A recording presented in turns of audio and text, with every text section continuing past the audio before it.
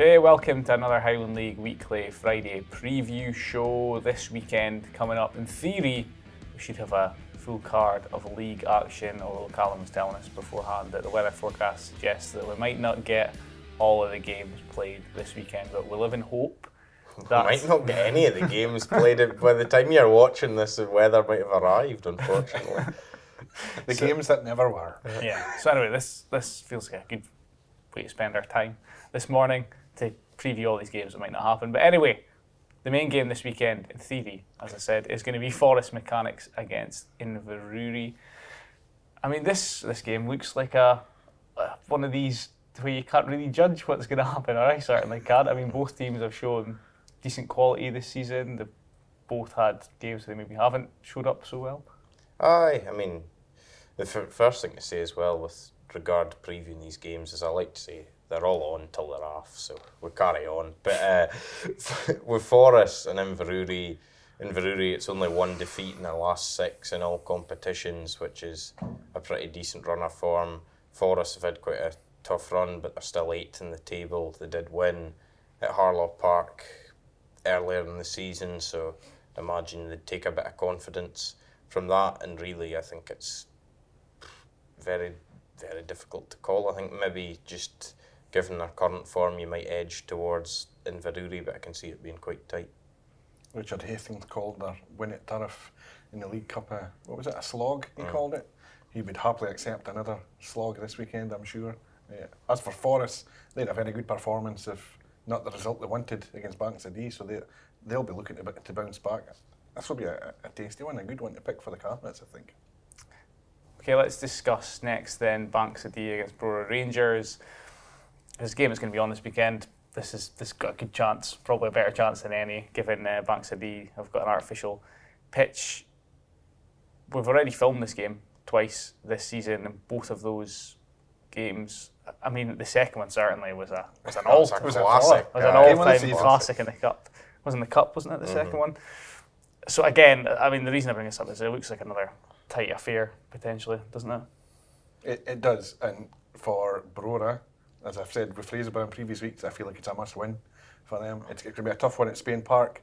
As we know, there's Banks-a-Dee have only lost once at home in all competition this season, I think. So Brora need to go and put in a performance here if they're really serious about challenging for the league title this year, I think.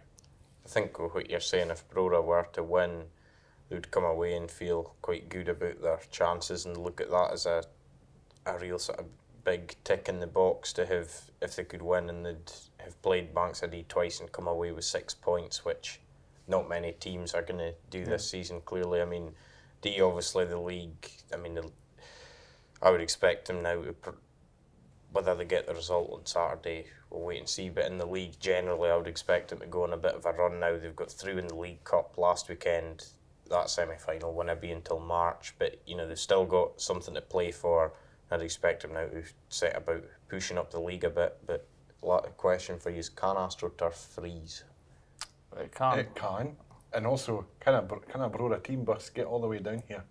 I remember an aside that no one wants to have, but if it snows in AstroTurf, sometimes they can't. It's the worst thing because they can't actually scrape the snow off it because it tears up the AstroTurf.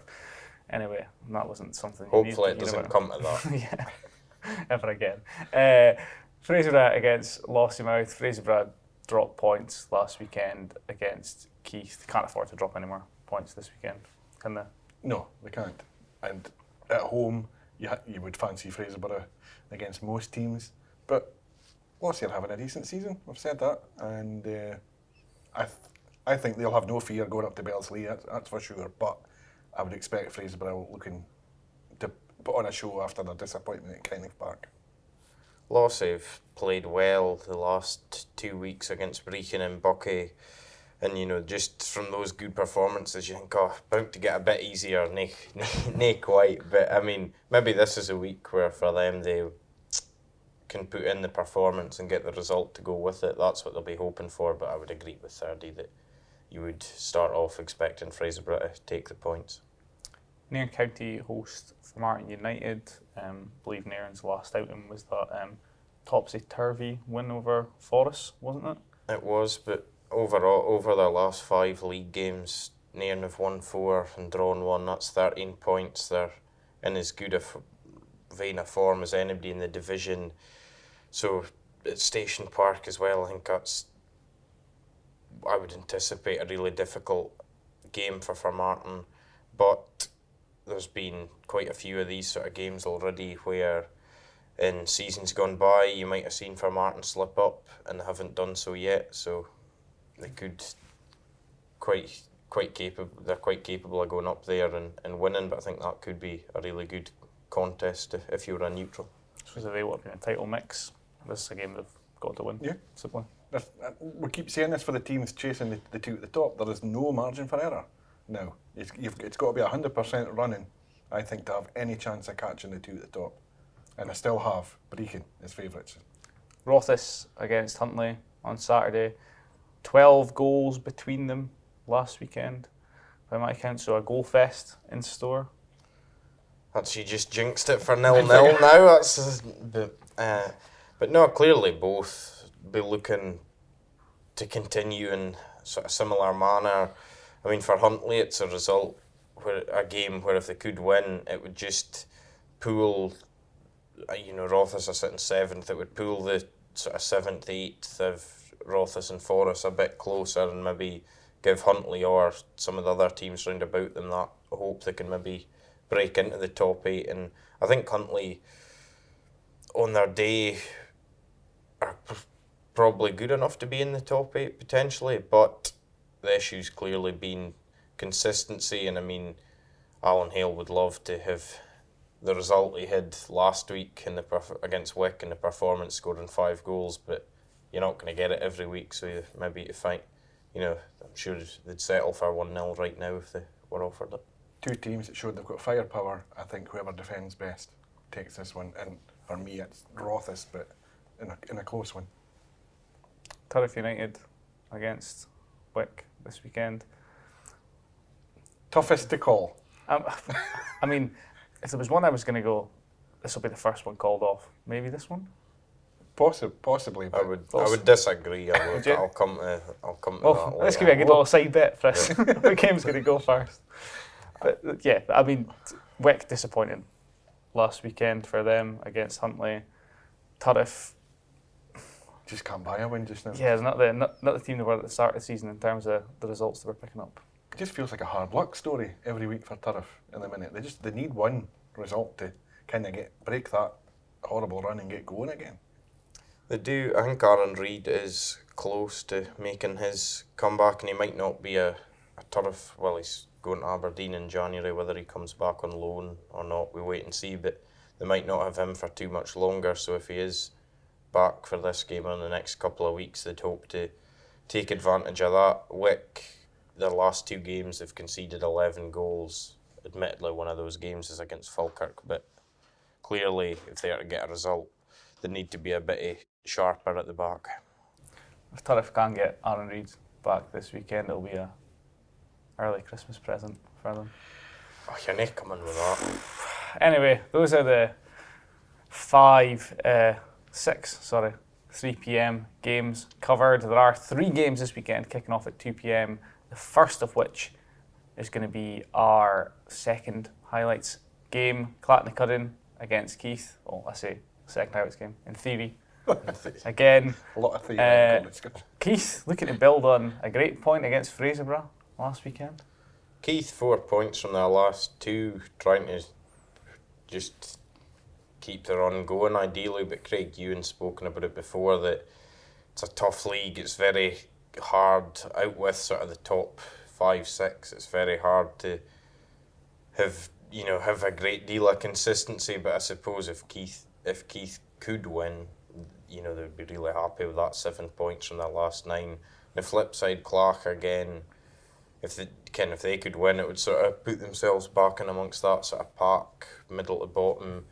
Didn't play last week. And the week before that, they were played well, but again were defeated by Brora. So you're always a wee bit sort of with Clark, which team's going to turn up, because if you get them on a good day, clearly a very good side, but then we've also seen them this season have a few off days as well.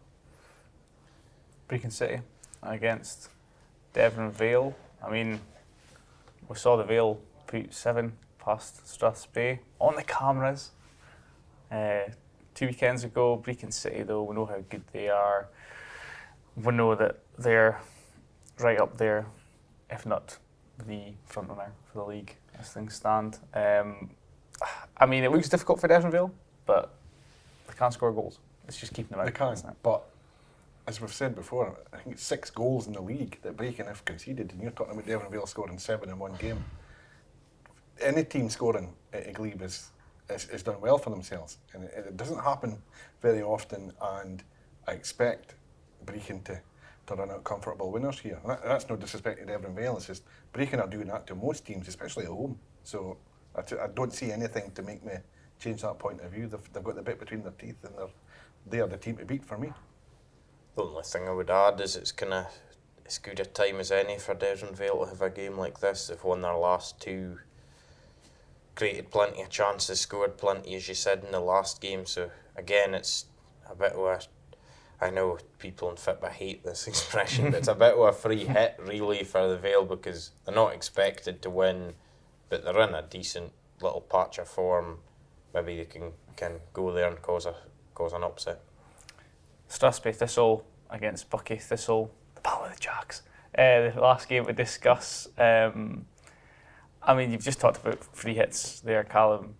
For Strathspey, it's kind of one of those games, the way things have been going, that I don't like to say it, but you just want them to maybe show a bit of competitiveness against a team of Buckie's strength. How many goals did you say they'd conceded? They've conceded 23 goals in their last 4 games, 3 sevens and a 2 in that. And now you're getting Buckie. And Buckie, who generally, if you give them plenty of chances, will score most of them. So I think, as you say, Ryan, the first thing for Strathspey is try and compete, try and stay in the game as long as you can and go from there. What you don't want from their point of view is what happened last week, where they lost a goal to Rothes inside a minute, and it didn't get any better from there.